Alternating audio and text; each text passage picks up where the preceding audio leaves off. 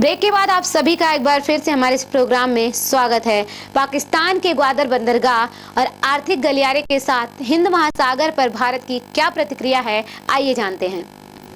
चीन की वित्तीय मदद से बनाई जा रही इस परियोजना का भारत ने स्वागत नहीं किया है, क्योंकि यह कॉरिडोर पाकिस्तान अधिकृत कश्मीर होकर गुजरता है। बीते सितंबर में एक द्विपक्षीय वार्ता के दौरान प्रधानमंत्री नरेंद्र मोदी ने चीन के राष्ट्रपति शी जिनपिंग से ईपीईसी से जुड़ी भारत की चिंताओं से अवगत कराया था। चीन के राष्ट्रपति ने कहा कि दोनों देशों को अपनी रणनीतिक हितों के अनुकूल संवेदनशील होने की जरूरत है। चीन द्वारा ग्वादर में विकसित किए जा रहे बंदरगाह की प्रतिक्रिया स्वरूप भारत और ईरान के बीच द्विपक्षीय समझौते के तहत चाबहार बंदरगाह को विकसित करने पर सहमति जताई है। दक्षिण एशिया की राजनीति से जुड़े विशेषज्ञों ने हाल के दिनों में इस संबंध में चेतावनी भी दी है कि भारत की ओर से यदि सीपीईसी पर किसी तरह का विरोध दर्ज किया गया तो इससे भारत और चीन के बीच मौजूदा तनावपूर्ण संबंधों पर इसका बड़ा असर पड़ेगा। क्या चीनी गलियारा 21वीं सदी की ईस्ट इंडिया कंपनी है? देखिए हमारी ये रिपोर्ट। हाल में जब एक पाकिस्तानी राजनेता ने संसद में चेतावनी दी कि चीन पाकिस्तान आर्थिक गलियारा के रूप में एक ईस्ट इंडिया कंपनी आकार ले रही है, तो कुछ लोग जरूर परेशान हुए होंगे।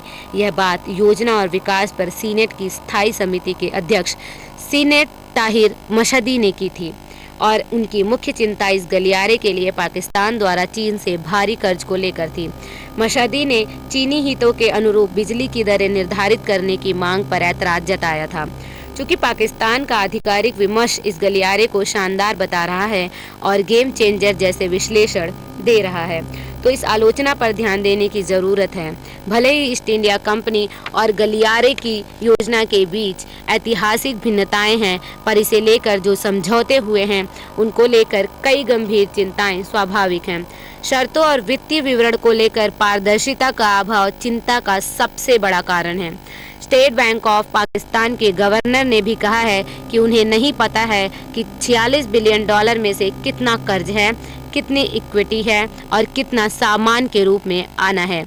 उन्होंने अधिक पारदर्शिता की मांग की है। इसी तरह से अंतर्राष्ट्रीय मुद्रा कोष ने भी आर्थिक गलियारे के संभावित नकारात्मक परिणामों को लेकर आगाह किया है। गलियारे की परियोजना को लेकर नवाज शरीफ सरकार का रवैया चीनी निवेश पर श्रीलंका की पूर्व राष्ट्रपति महिंदा राजपक्षे के रुख की तरह है। राजपक्षे ने अपने चुनाव क्षेत्र हम्बनतोता में विभिन्न परियोजनाओं के लिए चीन से अरबों डॉलर का कर्ज लिया था, जिसका कोई वाणिज्यिक औचित्य नहीं था।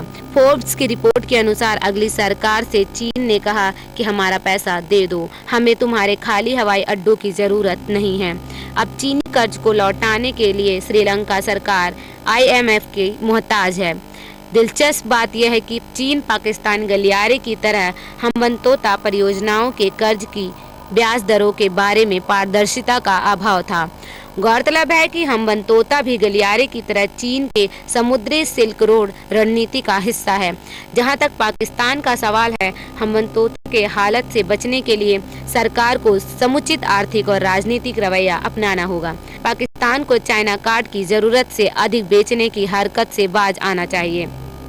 यदि पारदर्शिता नहीं बरती गई तो दोनों देशों की दोस्ती और भरोसे को बहुत नुकसान होगा। चीन पाकिस्तान का आर्थिक गलियारा पाकिस्तान के लिए एक वरदान है या विनाश?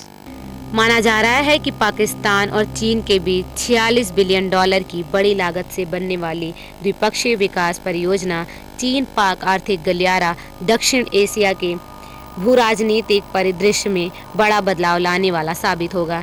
इस गलियारे का उद्देश्य चीन के उत्तरी पश्चिमी झिंजियांग प्रांत के काशगर से पाकिस्तान के बलूचिस्तान स्थित ग्वादर बंदरगाह के बीच सड़कों के 300 किलोमीटर विस्तृत नेटवर्क और दूसरी ढांचागत परियोजनाओं के माध्यम से संपर्क स्थापित करना है।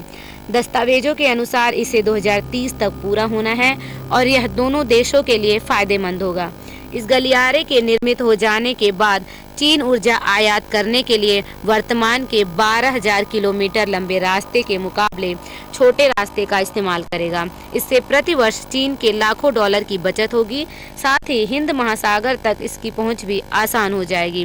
पाकिस्तान को उम्मीद है कि इससे उसका इंफ्रास्ट्रक्चर विकसित होगा और बदले में उसके जल, सौर, ऊष्मा और पवन संचालित ऊर्जा संयंत्रों के लिए 34 बिलियन डॉलर की संभावित प्राप्ति होगी, जिससे उसकी गंभीर ऊर्जा संकट में कमी आएगी या वह पूरी तरह से खत्म हो जाएगी।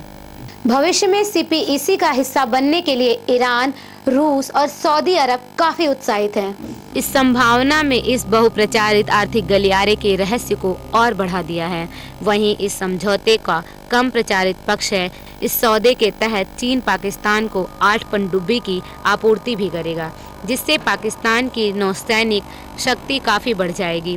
पाकिस्तान में चीन की रुचि सिर्फ आर्थिक फायदे तक ही सीमित नहीं है।